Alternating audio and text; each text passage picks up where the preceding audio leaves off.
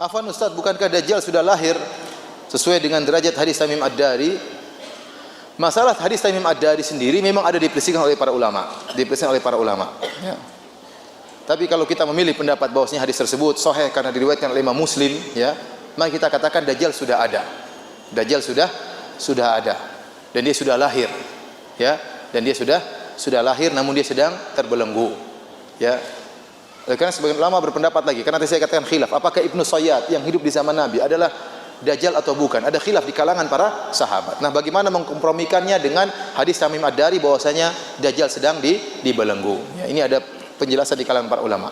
Ya, intinya kalau kita memandang bahwasanya dan itu hadis yang sahih, maka kita katakan Dajjal sudah apa? Sudah lahir, ya. Bukan baru lahir sekarang dan yang lainnya.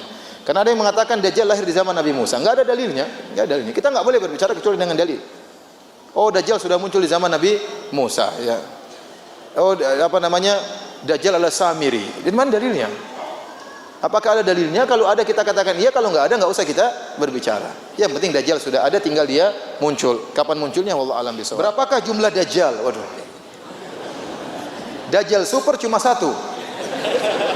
Tapi Dajjal kecil banyak. Oleh karenanya sebagian ulama mengatakan di antara hikmah kita berdoa, Allahumma inni a'udzubika min fitnatil masih Dajjal. Tatkala kita tasyahud, ya Allah, aku berlindung kepada Engkau dari fitnahnya Dajjal. Padahal Dajjal super belum muncul. Kenapa? Sebagai peringatan, ada Dajjal kecil, pendusta kecil itu para dukun. Dan sekarang betapa banyak orang terpedaya dengan dukun. Padahal dukun itu kesaktiannya cuma sedikit. Mungkin kalaupun bisa loncat paling 5 meter, 10 meter.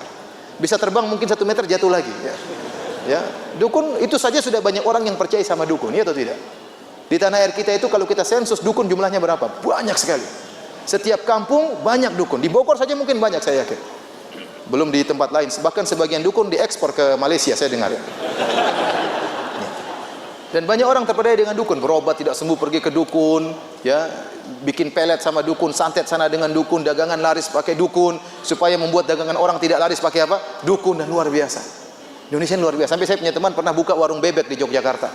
Ustadz, ya Allah, saya tidak sangka Ustadz. Kenapa? Ya Ustadz, kita diganggu sama orang. Baru masak nasi ceklek, buka langsung basi. Subhanallah. Kemudian pekerja-pekerja saya pada kemasukan. Waduh, saya bingung. Akhirnya apa? Saya sama istri kita ngerukyah satu hari, kita baca Quran di warung saya. Begitu kita selesai baca Quran, banyak orang datang beli. Tapi capek juga tiap hari begitu harus ngerukyah. Mulai satu kemasukan, udahlah ganti tempat saja. Sampai begitunya di Indonesia, ya. Dukun apa? Luar biasa. Tapi ya oleh karena Rasulullah SAW memperingatkan kita berlindung kepada Dajjal kecil. Nah, Dajjal kecil ini banyak, ya. Banyak, ya. Adapun Dajjal yang super cuma satu. Satu aja lah, kalau dua bahaya. Satu aja sudah bahaya, apalagi apa? Dua. Mudah-mudahan dia tidak punya kembaran. Kalau punya kembaran bahaya. Tapi ya sering saya sampaikan, aneh ya, dukun-dukun Indonesia itu sakti-sakti, ya.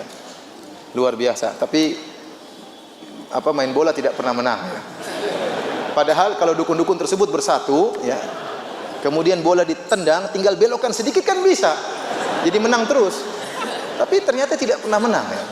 Tidak pernah menang, ya, karena dalam dukun juga ada kode etiknya, ya.